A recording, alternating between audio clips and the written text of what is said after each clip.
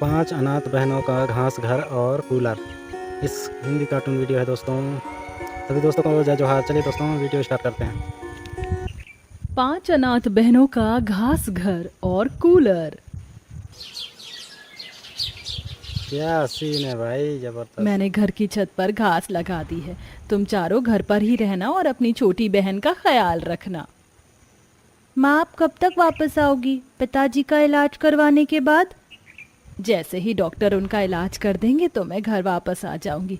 तब तक तुम सब अपना ख्याल रखना। कहीं से अगर धूप वगैरह आए तो रेखा बेटा, घास रख दी है मैंने, उस जगह को उस हरे घास से ढक देना। जी माँ। इतना बोलकर सरला कैलाश को सहारा देकर ऑटो में बैठाती है। जैसे ही ऑटो चलने वाला होता है, सरला की बेटी अपनी कहाँ माँ जा को रहा है पीछे भाई, से आवाज इलाज लगाकर कराने? कहती है, क्या हो गया है यार? माँ माँ, पिताजी रुको जरा। तभी ऑटो रुक जाता है। क्या हुआ बेटी, क्यों तुमने एकदम से पीछे से आवाज लगाई?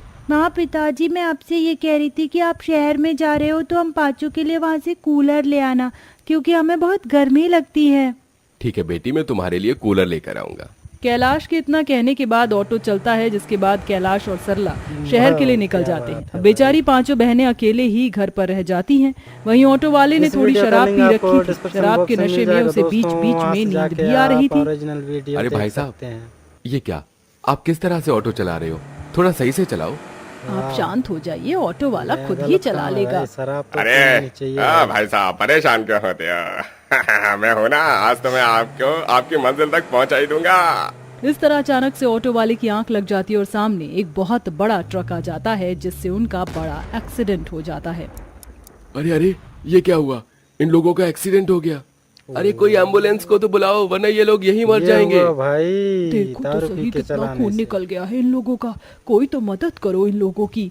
इस तरह कैलाश और सरला दोनों सड़क के बीचों बीच तड़प तड़प के मर जाते हैं। जब इस बात की खबर कैलाश के भाई अनिल को पड़ती है तो वह फूले नहीं समाता।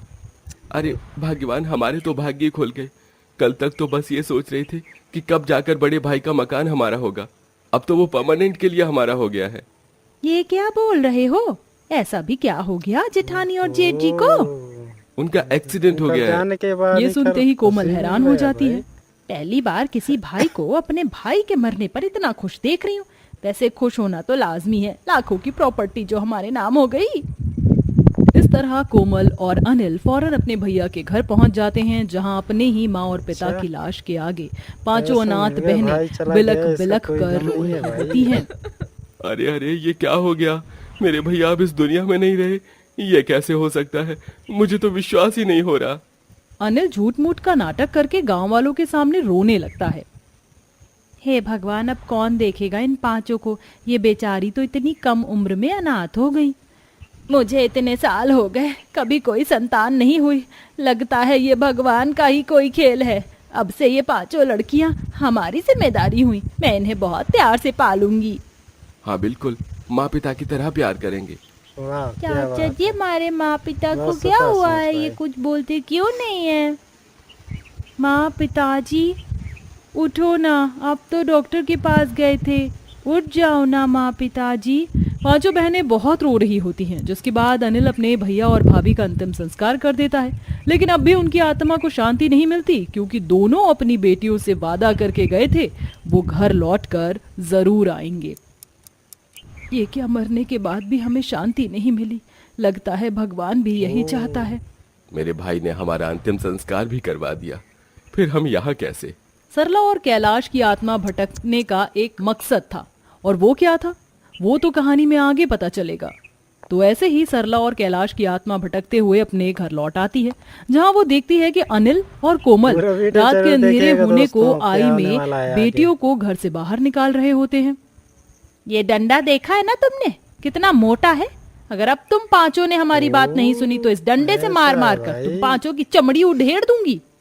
चाची जी, हमने ऐसा क्या किया है जो आप हमारे साथ ऐसा कर रही हो?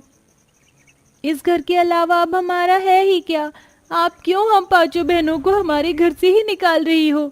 देखा तो सही कितनी मीठी बातें कर रही हैं ये मुझसे। चुपचाप यहाँ से चली जाओ, हमें हमारे हाथ उठाने पर मजबूर मत करो। ये तो कैलाश गलत और है सरला भाई, ये ऐसा सब नहीं देखकर करना है। हैरान रह जाते हैं। मैंने तो कभी सपने में भी नहीं सोचा था कि मेरा खुद का भाई मेरी ही बेटियों के साथ ऐसा करेगा। आखिर ये हमारी बेटियों को क्यों निकाल रहे हैं इस घर से? मैं ऐसा नहीं होने दूंगा। कैलाश अपने भाई के पास जाता है और उसको कहाँ थप्पड़ जाएंगे मारने भाई, की कोशिश छोटे-छोटे करता बच्चे हैं है, यार। लेकिन मार नहीं पाता और ना ही उसे कोई सुन या देख पाता है। सरला, ये लोग ना तो हमें सुन सकते हैं ना हमें महसूस कर सकते हैं, और तो और हम इन्हें छू भी नहीं सकते। इस तरह वो दोनों माँ पिता बेबस कुछ नहीं कर पाते क्योंकि वो आत्मा बन चुके थे। तो वहीं अनिल और कोमल पांचों अनाथ बहनों को घर से निकाल देते हैं। अरे रुको तुम पांचों, ये भी लेकर जाओ साथ में। कोमल ऐसा कहकर उनके माता पिता की तस्वीर उन्हें फेंक कर देती है। चाची जी, इस तस्वीर को फेंकने की क्या जरूरत थी? आप हमें आराम से भी तो दे सकती हैं। इस तस्वीर का मैं क्या करूंगी? मेरे लिए तो ये एक कचरा ही है। जाओ, इसे भी अपने साथ ही ले जाओ। इस तरह टूटे हुए शीशे की तस्वीर उठाकर पांचों बहनें वहां से निकल जाती हैं और चलते इतने की चलते दौलत मिल वो गया अनाथ भाई, बहनें घमंडी काफी आ दूर गया। आ जाती हैं। दीदी, अब कहाँ मुझसे जाएंगे और भाई नहीं ये? चला जा रहा, थोड़ी और हिम्मत रखो। रेखा के भूख हाथ में लगेगी, उसकी खाना छोटी कहाँ है? 1 साल की बहन भी भूख से रोने लगती है।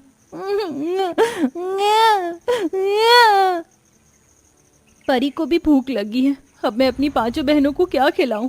मेरे पास तो पैसे भी नहीं है। देखते ही देखते सवेरा हो जाता है और पांचों अनाथ बहनें रेलवे स्टेशन के पास पहुंच जाती हैं। बहुत गर्मी है और भूख प्यास से मेरी हालत खराब हो चुकी है। अब हमारे पास कुछ करने को नहीं है, हमें भीख मांगनी होगी। वो देख, घास, चल उससे एक कटोरा बना लेते हैं। इसके अलावा हमारे पास कोई चारा नहीं है बहन। क्या अब कैसा हम दिन आ रोजाना गया भीख भाई? मांगेंगे? अभी तो रेखा दीदी ने कहा इसके अलावा और कोई चारा भी तो नहीं है। इस तरह पांचों बहनें वहां पर भीख मांगने लगती हैं, लेकिन कोई भी उन्हें भीख नहीं देता। अरे चलो चलो निकलो यहाँ से, तुम जैसे बच्चों का तो धंधा ही ये है। ये सब तुम्हारे 2 कौड़ी के माँ बाप ने ही सिखाया होगा तुम्हें। नहीं, ऐसा नहीं है। मेरे माँ पिताजी बहुत अच्छे हैं। आज अगर वो जिंदा होते तो हमें ऐसे भीख नहीं मांगनी पड़ती। इस तरह कोई उन्हें भीख भी नहीं देता। पांचों की गर्मी के मारे बहुत बुरी हालत हो जाती है। कोई उल्टी करता है तो किसी को चक्कर आने लगते हैं। तभी एक बूढ़ी औरत उन्हें इस हालत में देखकर उनकी मदद करती है। ये लो बेटी, अपनी इस बहन को थोड़ा पानी ही पिला दो। हम जैसे क्या कर रहा है गरीबों भाई? की यही हालत होती है, कोई हमारी मदद नहीं करता। वैसे तुम चारों और ये छोटी बच्ची सही एक बात है साथ भाई। यहाँ, तुम्हारे माता कोई पिता सुनने कहाँ वाला हैं? नहीं है। इस तरह पांचों बहनें अपनी कहानी बूढ़ी औरत को सुनाती हैं। कैसा लगा वीडियो? कमेंट तुम्हारे करके साथ जरूर तो बहुत बताइएगा बुरा दोस्तों। हुआ। अगर बेटा तुम चाहो तो मेरे साथ चल सकती हो। इस तरह पांचों बहनें बूढ़ी औरत के साथ उसके घर आ जाती हैं। वह बूढ़ी औरत सबसे पहले मटके का पानी चारों को पिलाती है और सहारा छोटी दे बच्ची दिया को भाई गोदी में बूढ़ी। लेकर उसे अपने हाथों से पानी पिलाती है, जिसके बाद वह उनके लिए खाना भी बनाती है। ये सब कैलाश और सरला की आत्मा देखकर बहुत खुश होती है। क्या दिल है यार। चलो, कोई तो है इस दुनिया में जिसका दिल अच्छा है। हाँ जी, आपने बिल्कुल सही कहा। अगले दिन जब वाह, सवेरा सुपर होता है भाई। तो बूढ़ी औरत चलिए खाना दोस्तों, बनाकर अगले काम के वीडियो लिए मिलेंगे, निकल तब जाती तक के है, लिए लेकिन जय उसकी टूटी फूटी जोहार। झोपड़ी के अंदर पूरा अब वीडियो दोपहर देखने की के लिए धूप नीचे और बहुत डिस्क्रिप्शन गर्मी मिलेंगे होने दोस्तों, लगती वहां है। से जाके आप पूरा धूप से वीडियो देख गर्मी सकते बहुत हैं। लग रही है।